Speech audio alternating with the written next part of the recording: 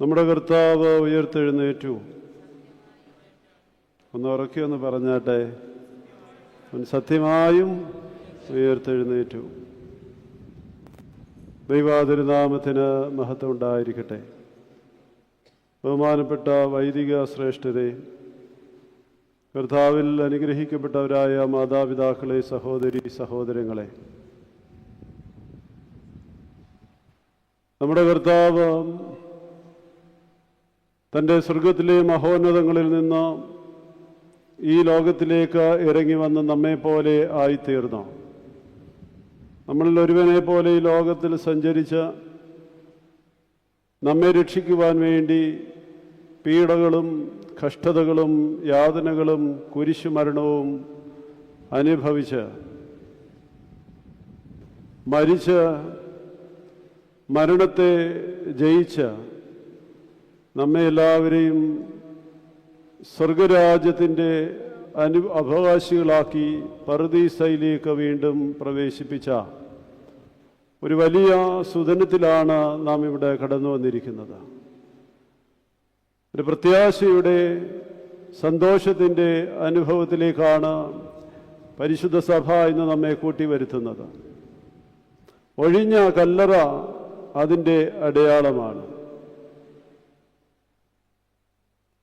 ജീവനുള്ളവരെ മരിച്ചവരുടെ ഇടയിൽ നിങ്ങൾ അന്വേഷിക്കുന്നത് എന്താ എന്ന പരിശുദ്ധ സ്ത്രീകളോട് ദൂതന്മാർ ചോദിക്കുന്നുണ്ട്. അവൻ ജീവിച്ചു, അവൻ ഉയർത്തെഴുന്നേറ്റു, അവനിവിടെയില്ല.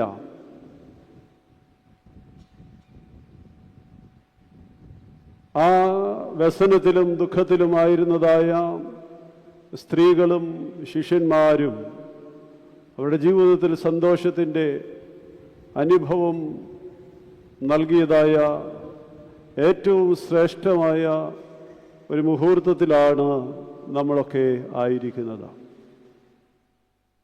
പ്രിയമുള്ളവരെ, യേശുക്രിസ്തുവിൻ്റെ ഉയർപ്പ് നമുക്ക് നൽകുന്നതും ഈ വലിയ പ്രത്യാശയാണ്. മുന്നോട്ട് എന്തെന്നറിയാതെ വലിയ തടസ്സമായി നിന്നതായ ഒരു അനുഭവത്തിൽ രണ്ട് സ്ത്രീകൾ നോക്കുമ്പോൾ അവരുടെ മുമ്പിലുള്ളതായ വലിയ കല്ല് ഉരുട്ടി മാറ്റപ്പെട്ടിരിക്കുകയാണ്. നിസ്സഹായരായി നിൽക്കുന്നതായ സ്ത്രീകളുടെ മുമ്പാകെ അവർ ഏത് തടസ്സമെന്ന് വിചാരിച്ചോ അത് ഉരുട്ടി മാറ്റപ്പെട്ടിരിക്കുന്നതായ അവസ്ഥയിൽ കാണുകയാണ്. നമ്മുടെ ജീവിതത്തിലും പല നിസ്സഹായമായ അവസ്ഥകൾ നമ്മുടെ ഉണ്ടാകുമെങ്കിലും അവിടെയൊക്കെ ക്രിസ്തുവിലുള്ളതായ പൂർണ്ണമായ വിശ്വാസത്തോടെ അവൻ്റെ അടുക്കലേക്ക് അടുത്തു വരുമ്പോൾ, അവൻ്റെ സന്നിധിയിൽ നാം അടുത്തു വന്ന് പ്രാർത്ഥിക്കുമ്പോൾ നമ്മുടെ ജീവിതത്തിലെ തടസ്സങ്ങളും നമ്മൾ അറിയാതെ തന്നെ മാറിപ്പോകും എന്നുള്ളതായ കാര്യമാണ് ഈ ഉയർത്തിൻ്റെ പെരുന്നാൾ നമ്മോട് ഓർപ്പിക്കുന്നത്. ആകെ ഭഗ്നാശരായി തങ്ങൾ വിശ്വസിച്ചതായ ഗുരു തങ്ങളെ വിട്ടുപോയിരിക്കുന്നു. ഇതുവരെ നമ്മൾ പ്രതീക്ഷിച്ചതുപോലെ ഒന്നുമല്ല എന്ന് വിചാരിച്ചുകൊണ്ട് രണ്ടുപേർ യെരുശലേമിൽ നിന്ന് എമ്മൗസിലേക്ക് യാത്രയാവുകയാണ്. നിരാശയുടെ അനുഭവം. പ്രതീക്ഷിച്ചതുപോലെ ഒന്നും നടക്കുന്നില്ല. ഈ ഒരു അനുഭവത്തിൽ യാത്ര ചെയ്യുമ്പോൾ അവരെ തിരിച്ചു കൊണ്ടുവരുന്നവനായ, അവരെ ശക്തീകരിക്കുന്നവരായ, അവരുടെ കണ്ണുകളെ തുറന്ന് കാണിക്കുന്നവനായ ഒരു ക്രിസ്തുവിനെ നാം കാണുന്നുണ്ട്. പ്രിയമുള്ളവരെ, ജീവിതപാതയിൽ നിരാശ എന്ന് പറയുന്നത് എന്നും നമ്മുടെ മുമ്പിലുള്ളതായ കാര്യമാണ്. നമ്മൾ ആഗ്രഹിക്കുന്നതായ കാര്യങ്ങളൊന്നും അതുപോലെയൊന്നും പലപ്പോഴും നടക്കാറില്ല. പക്ഷേ ആഗ്രഹിക്കുന്നത് പോലെ ആഗ്രഹിക്കുന്ന സമയത്ത് നടന്നില്ലെങ്കിലും അതിന് ഒരു ദൈവികമായ പദ്ധതിയുണ്ട് എന്നുള്ളതായ ബോധ്യം നമുക്കുണ്ടാകട്ടെ.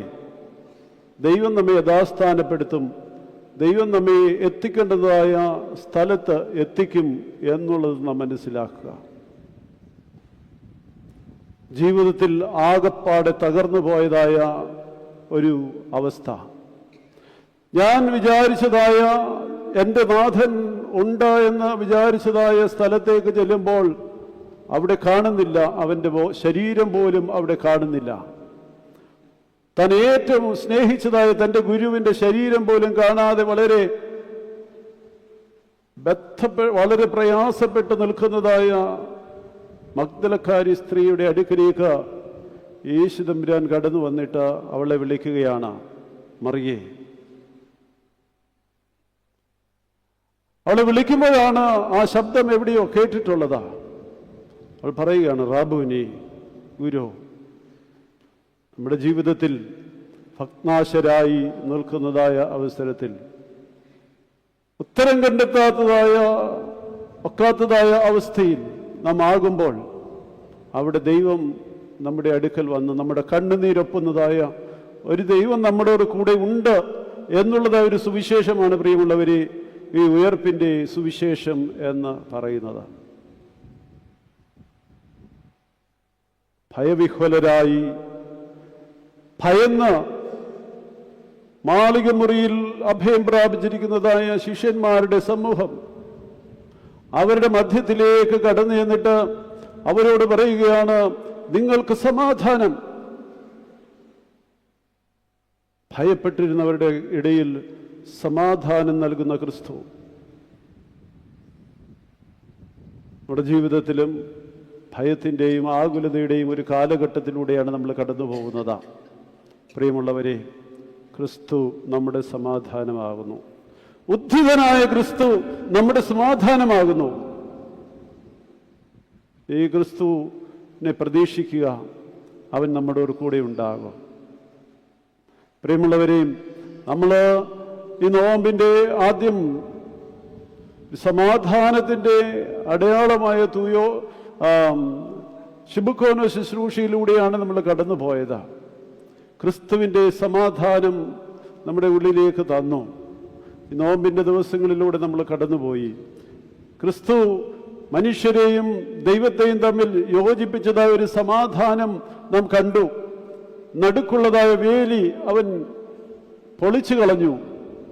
പ്രിയമുള്ളവരെ, നമ്മുടെ ജീവിതത്തിൽ ഇന്ന് ഇവിടെ നിന്ന് പോകുമ്പോൾ സാധാരണ നമ്മൾ കൈസ്തൂരി കൊടുത്താണ് പോകുന്നത് എല്ലാ പള്ളികളിലും. ഇവിടെ എങ്ങനെയാണെന്ന് എനിക്കറിയില്ല.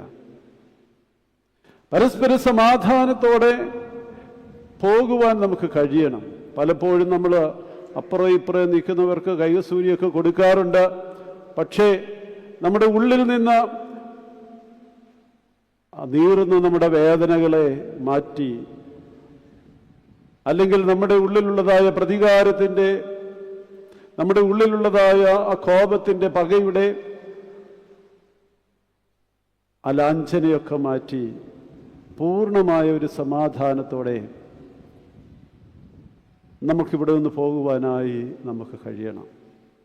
മറ്റുള്ളവരോട് സമാധാനപ്പെടുവാൻ, അവരോട് നിരപ്പാകുവാൻ നമുക്ക് കഴിയണം.